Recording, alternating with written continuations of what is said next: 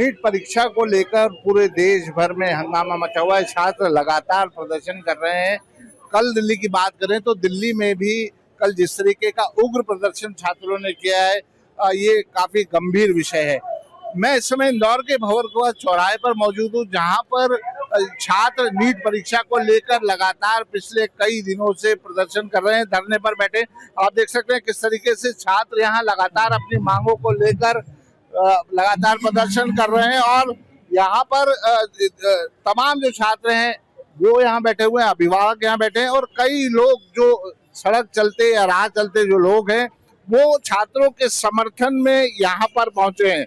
आइए मैं कुछ छात्रों से बात करता हूँ, वो क्या मांगे हैं उनकी विशेष, और खास तौर पर शिक्षा मंत्री धर्मेंद्र प्रधान के इस्तीफे को लेकर लगातार बातें की जा रही, लेकिन केंद्र सरकार के कानों पर जू नहीं रेंग रही है। आइए सीधे बात करते हैं।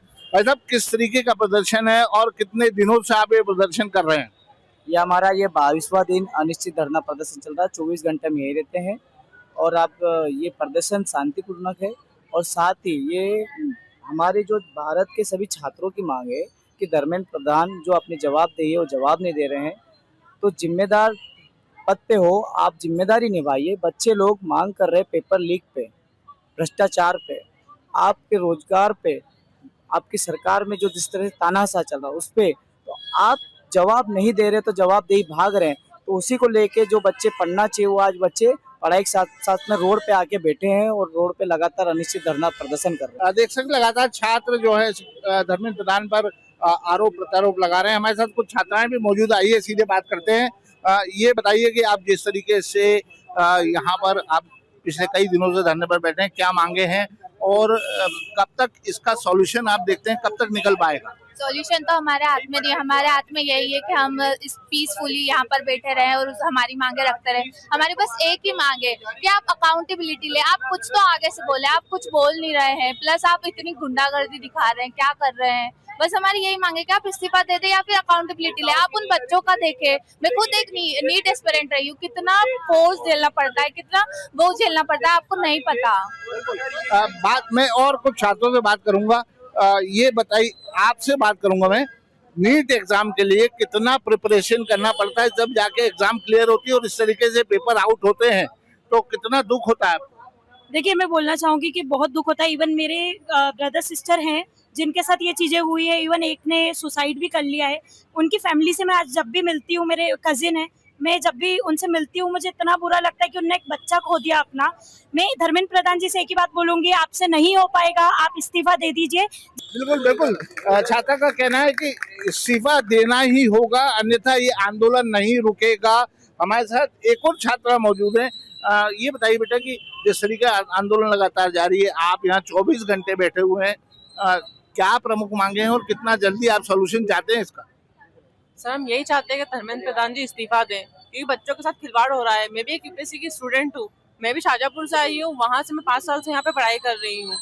मैं ये नहीं चाहती हूँ कि दूसरे बच्चे, बहुत से बच्चों की डेथ हुई है। आप जानते हैं नीट का पेपर 2 बार लीक हो चुके हैं, तो ये तो बच्चों के साथ खिलवाड़ है ना। देख सकते हैं बच्चों के साथ खिलवाड़ है। लगातार 2 बार नीट के एग्जाम हो चुके हैं और दोनों बार पोस्टपोन करना पड़ा है। अब समस्या ये है कि यदि धर्मेंद्र प्रधान इस्तीफा नहीं देते हैं, जिस तरीके से छात्रों ने बताया कि यहाँ पर वे अन्य जिलों से आकर इंदौर में पढ़ाई कर रहे हैं, माँ बाप लगातार अच्छा खासा पैसा नीट एग्जाम की तैयारियों के लिए लगाते हैं, लेकिन इस तरीके की जब हरकत होती है या इस तरीके के पेपर आउट होते हैं तो छात्रों का मनोबल टूटता है। हम एक बार और जो अभिभावक हैं उनसे बात करना चाहेंगे। यहाँ कुछ लोग इनके समर्थन में आके बैठे हैं। ये बताइए, आप यहाँ समर्थन में बैठे हैं बच्चों के, क्या चाहते हैं आप? मैं सिर्फ समर्थन में नहीं बैठा हूँ, मैं आंदोलन में बैठा हूँ और मैं चाहता हूँ कि सरकार की जवाबदेही तय हो। यदि एक क्लर्क गलती करता है तो उसको कलेक्टर सस्पेंड करता है, कलेक्टर की गलती में मुख्यमंत्री करता है, लेकिन यदि शिक्षा मंत्री और प्रधानमंत्री गलती करें तो इस देश की जनता को खड़ा होना होगा, और इसीलिए मैं यहाँ पर आया हूँ। बिल्कुल बिल्कुल जायज मांग है छात्रों के, अभिभावकों के। ये देख सकते हैं आप, हमारे साथ कुछ और छात्र यहाँ मौजूद हैं, उनके अभिभावक यहाँ मौजूद हैं। आप ये भारत का संविधान लेके यहाँ पर आए हैं और देख सकते हैं कि भारत के संविधान का हवाला देते हुए धर्मेंद्र प्रधान से इस्तीफे की बात कर रहे हैं। ये बताइए, आज यहाँ बैठे हैं आप लोग, क्या मांगे हैं और छात्रों के समर्थन में आप यहाँ बैठे। दिल में दुख है, बहुत पछतावा है। और पिछली बातों को तो छोड़ के जो कल इन्होंने बर्बरता पूर्वक छात्रों के ऊपर लाठियां बरसाई, अरे शर्म करो, रहम करो। जो छात्र मात्र छड़ी से डर जाता है, मात्र छड़ी से डर जाता है, उस पर तुमने लाठियां बरसाई।